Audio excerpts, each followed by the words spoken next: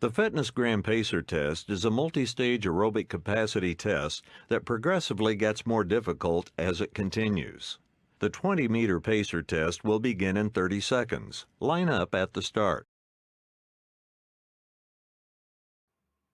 I liked the previous Venom movies. They weren't great by any means, but they did what they did pretty well. Venom 3 is probably my least favorite of the Venom movies, mainly because it suffers from the biggest sin a movie can have for me. It's not fun to talk about. That being said, I've seen some reviews saying that this movie is one of the worst of this year, and I don't think that's anywhere close to being true.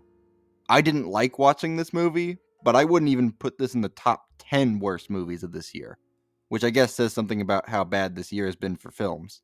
So, let's get into Venom: The Last Dance. The story follows Eddie Brock and Venom, who now have to face a new enemy named Null, who sends creatures to Earth. Eddie is also hunted by a military man who wants to track down Eddie and Venom. I've said before in past videos that there are two types of stupid movies: boring stupid and fun stupid, and Venom 3 feels like it's attempting to be fun stupid, but it never fully commits to it. The movie just sort of exists. It's not particularly good, but it's also not horrible.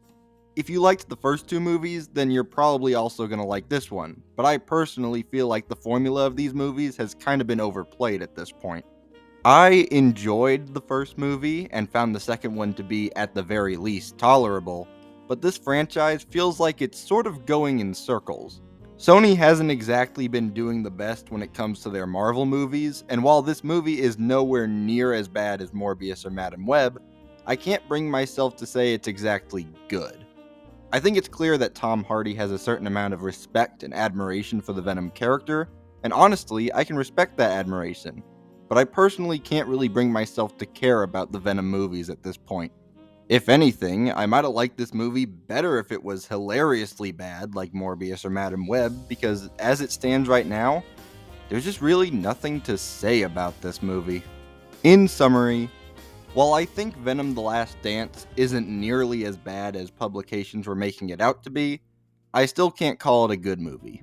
It's a movie that has a lot of spirit for the characters and world it's adapting, and seems to be going for the fun stupidity movies like Godzilla x Kong have, but it never fully commits, which ends up leaving it as a kind of nothing burger of a movie.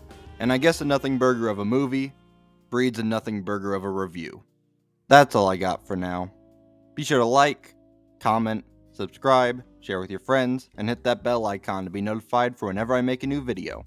The next review should be Anton Blast, so if you're interested in that, or interested in supporting the channel more, then turn on notifications and check out my other videos. Okay, that's it. Bye.